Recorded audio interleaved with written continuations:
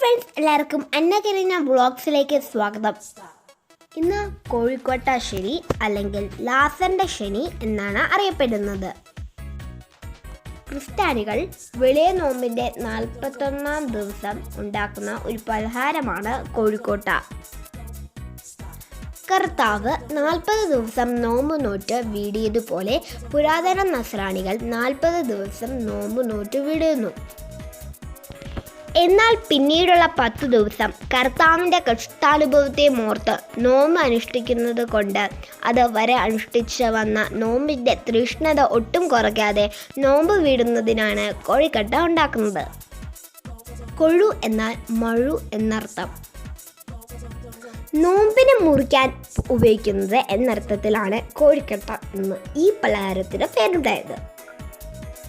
ഇനി നമുക്ക് കോഴിക്കോട്ട ഉണ്ടാക്കിയാലോ?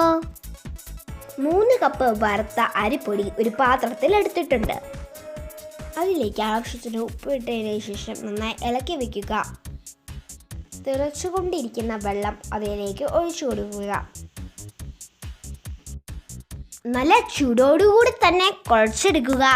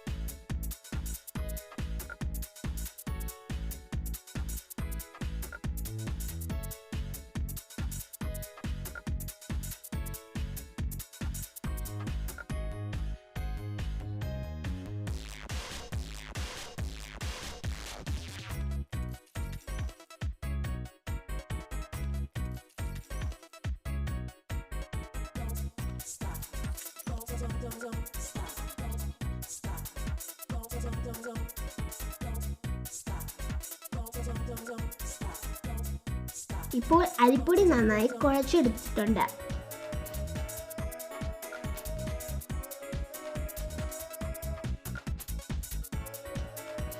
ഒരു പകുതി ശർക്കര ഉരുക്കാൻ വെച്ചിട്ടുണ്ട്.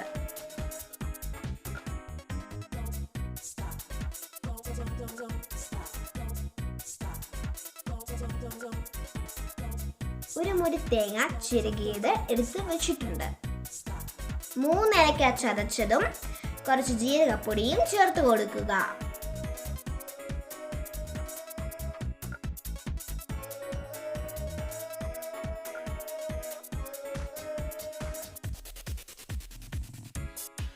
അതിലേക്ക് ശർക്കര പാനി ഒഴിച്ചു കൊടുക്കുക.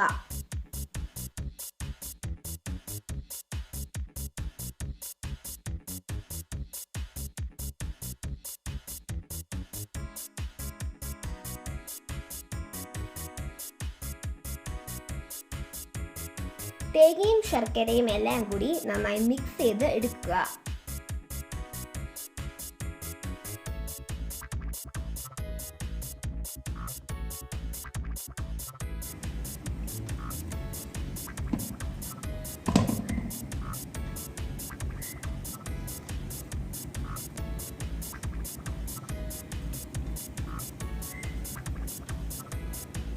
മാവ് കയ്യിൽ വെച്ച് പരത്തി അതിലേക്ക് തേങ്ങയും ശർക്കരയും ഇട്ട് വെക്കുക.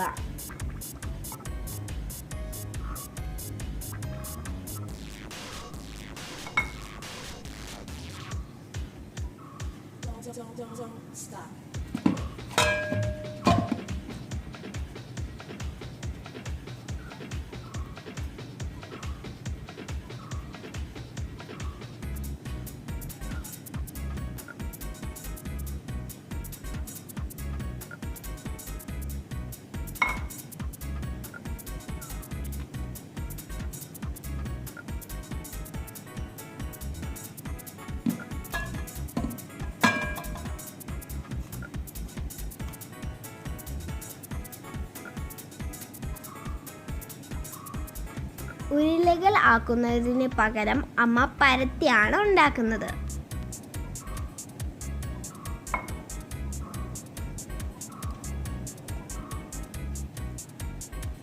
ഒരു അപ്പച്ചമ്പിൽ വെള്ളം തിളയ്ക്കുന്നുണ്ട്.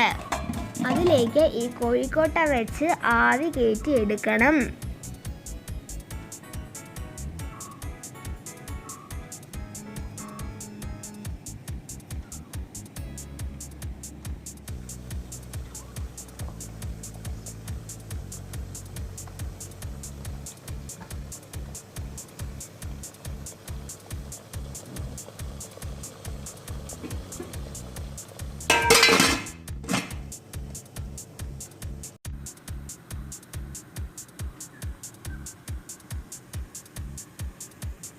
ഇപ്പോൾ നമ്മുടെ അടിപൊളി ടേസ്റ്റുള്ള കോഴിക്കോട്ട റെഡി ആയിട്ടുണ്ട്.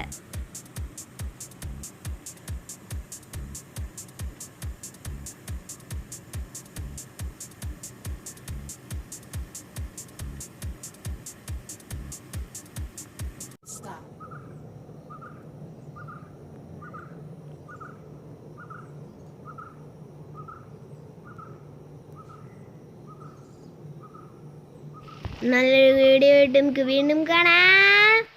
Bye bye. Thanks for watching. Stay tuned for more video.